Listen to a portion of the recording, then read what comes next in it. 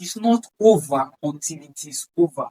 In this video, I will share with you just one tip which you can use to prepare effectively for your UTME in the coming 28 days or roughly 4 weeks to the examination. Hello viewers, you're welcome to my channel. To my amazing returning subscriber, thanks for being part of this channel. And if you are new here, I welcome you specially to this channel. Don't forget to click on the subscribe button just beneath this video so that you always get notified whenever I release any new educational video.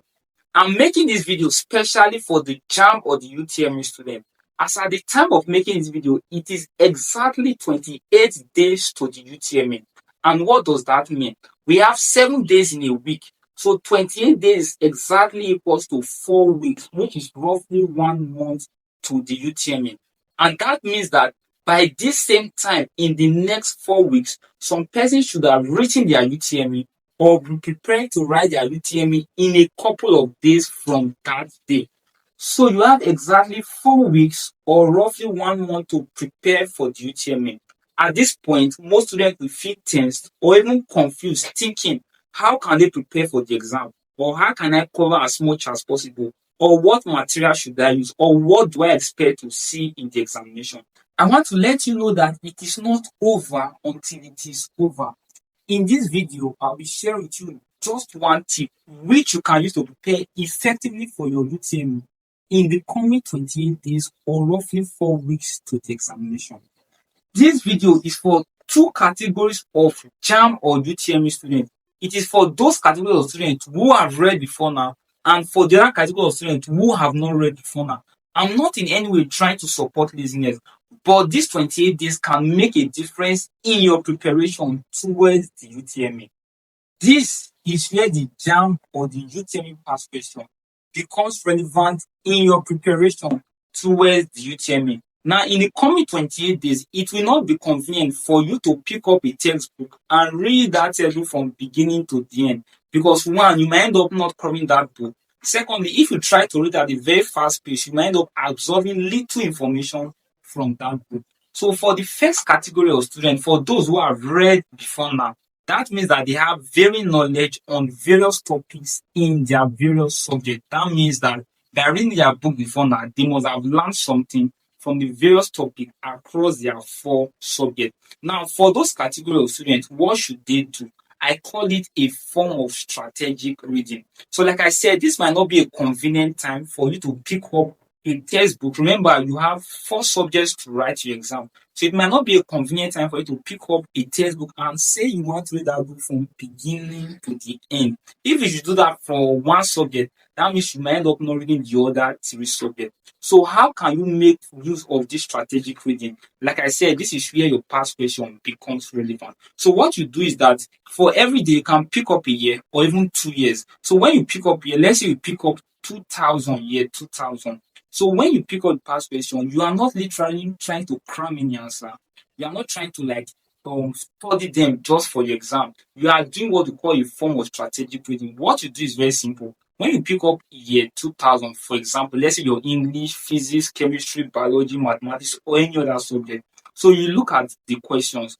You are not answering A, B, C, or D. You are studying with your past question this coming years. So if I pick up year 2000, for example, I look at number 1. If I can answer number 1, that means that I understand that topic effectively or very well. Then if I am able to provide an answer to that question and I know the reason why I am picking that answer and it tallies with the right answer in the book, that means that you understand that particular area very well.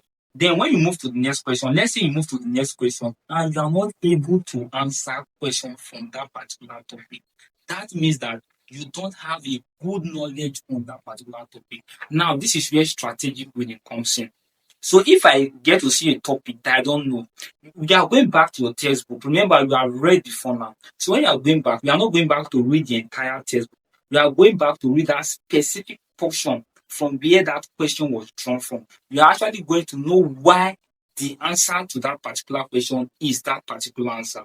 So for those who have read before now, this is the last 28 days. So simply pick up your past question and do what we call a form of strategic or a study reading. So if you should do that for let's say 10 years of your past question, you might end up touching different topics across a particular subject. and that will give me a firm knowledge or a firm understanding of that particular subject. So this also apply to your other subject that you are going to offer in the UTME examination. For the second category of students, that is those who have not read before now, I am not in any way trying to support any form of academic laziness, because ideally you should have read months before now. My principle is simple. What you didn't read months ago, you find it difficult to absorb a large amount of information in a few days to your exam. But you can still make good use of the 28 days or the 4 weeks you have left to your exam. Now, this is where your past question again becomes relevant. So, number one, you should get your past question. Secondly, you should get your textbook. And thirdly, you should associate yourself with persons who are better than you in your academic. By association, I mean forming a study group with such individuals who are better than you in your academic but are of like mind. So when you come together in your study group or during your study session, you take your past question and then pick a particular year, let's say 2000 or 1980 or 1999. Then in that particular year, you should answer the question, questions by question. Let's say from question 1 to question 2, down to the last question. Now, during your study session, you take a question, then it let you know why they are picking a certain answer to that particular question. So if we pick question 1 and they say the answer is A, then they should let you know why A is the answer to that question. They should give a logical reason behind the answer to that question. By so doing, you should learn something from them. And at the end of the day, you can go back to your textbook again and read up that particular portion. So by the time you end up reading this portion from this topic, from this various topic, you should have at least touched diverse topics in your various subject. And with that, you should have knowledge across certain topics in your 4 subjects. If you found this video helpful or you learned something from this video, don't forget to like this video and do well to share this video to your friends who are preparing for the UTME just like you.